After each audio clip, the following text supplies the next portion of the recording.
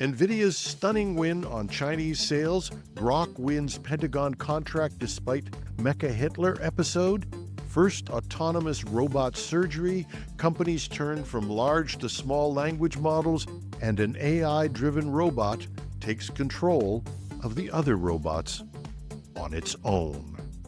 Welcome to Hashtag Trending. I'm your host, Jim Love. Let's get into it.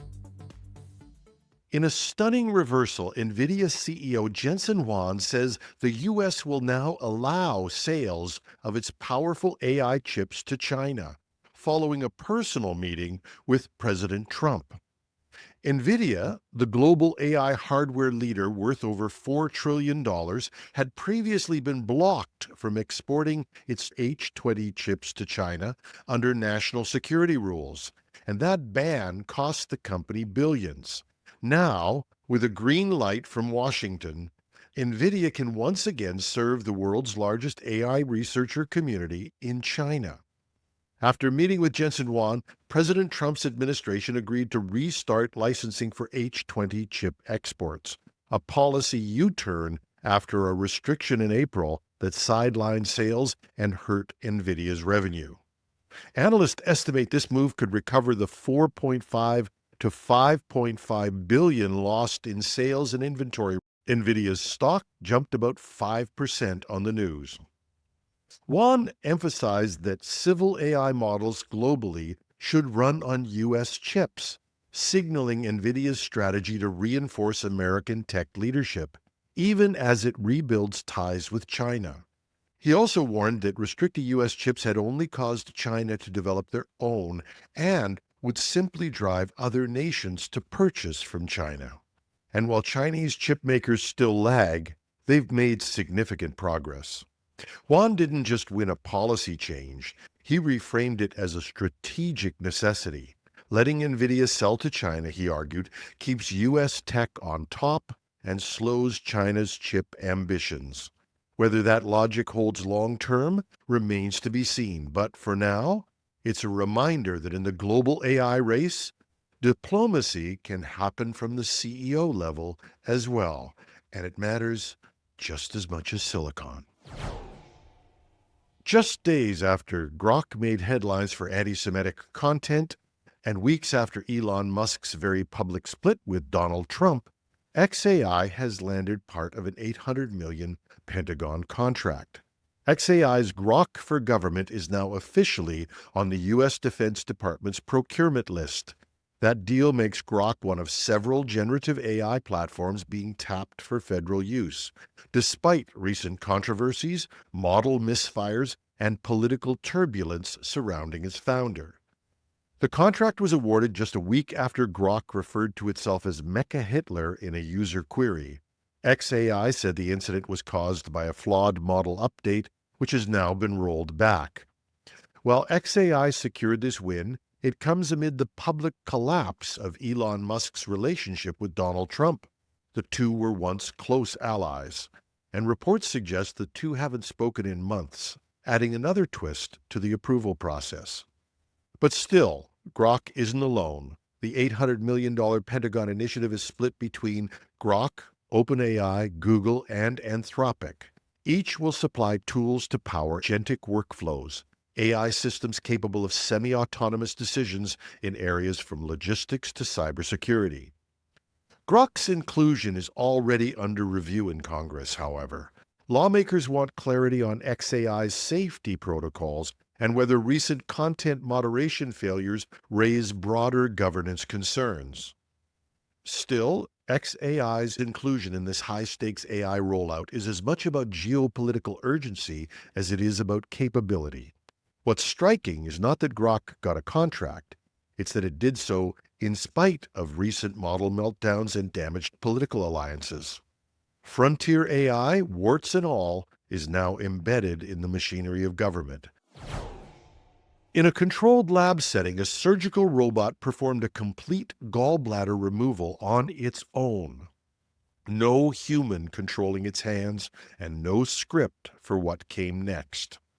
Developed by Johns Hopkins researchers, the SRTH robot handled all of the critical steps of simulated cholecystectomy, using real-time video input and spoken objectives. But what's truly novel? It adapted to unexpected events like simulated bleeding and obstructed visibility caused by injected dyes. The robot's AI was trained on surgery videos, like the kind you'd find on YouTube. It used a two-tiered system, one model to understand surgical goals and another to move its instruments precisely. It performed 8 procedures on lifelike anatomical models, not real patients, and it succeeded every time. Next steps will include cadaver tests and eventually animal trials. The SRTH robot's ability to manage complications, not just follow orders, signals a shift in surgical automation. But even with this leap, real-world use is years away.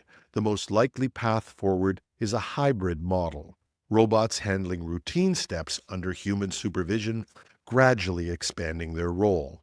For now, the operating room still belongs to the human team, but the future just got a lot closer. A growing number of enterprises are turning away from massive large language models and adopting smaller, focused AI models, and they're seeing some great results from it. According to a recent IDC study, 62% of business leaders say explainability and data governance are key concerns. Small language models, SLMs for short, offer tighter control, lower hallucination risk, and better alignment with enterprise needs. The SLMs are cheaper to run, some requiring only consumer-grade GPUs.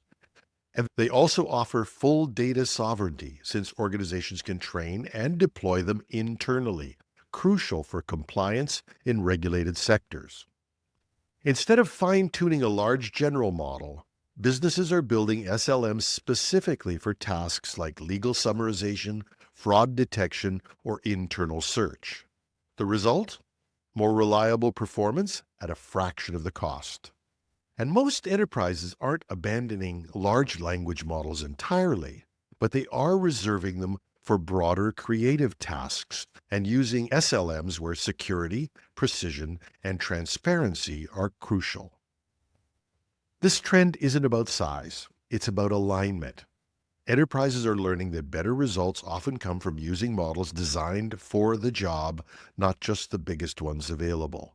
And as SLMs mature, we're likely to see more organizations choosing targeted performance over general capability, especially when trust, cost, and explainability are on the line. And in a Boston lab, a team of robots was performing standard sorting and inventory tasks, nothing unusual, until one of them told the others to stop working and go home. This wasn't part of the script. Researchers had not programmed any shutdown commands, but the lead robot generated its own instruction using wireless and vocal signals, and the others complied, not out of obedience, but out of influence. This happened under strict human oversight in a controlled simulation, but it still raised eyebrows. The persuading robot didn't just follow a rule, it initiated a new behavior, and the others went along with it. It's a subtle milestone. One robot convincing others to shut down for the day isn't a revolution, but it's a reminder that AI doesn't need science fiction to surprise us. Sometimes, and possibly even inexplicably, it just happens. But we don't need a robot to tell us we're done for today. That's our show. Always love to hear from you, and thanks to all of you who have donated even a small amount to the podcast. We're still facing financial challenges, but it's getting better with each one of you that contributes. Just go to technewsday.com or .ca and click on donate and buy us a coffee. We are still looking for corporate sponsors so that we can do some expansion, but we don't want to be beholden to anyone except our listeners. So your donations, however small, really matter. I'm your host, Jim Love. Have a wonderful Wednesday.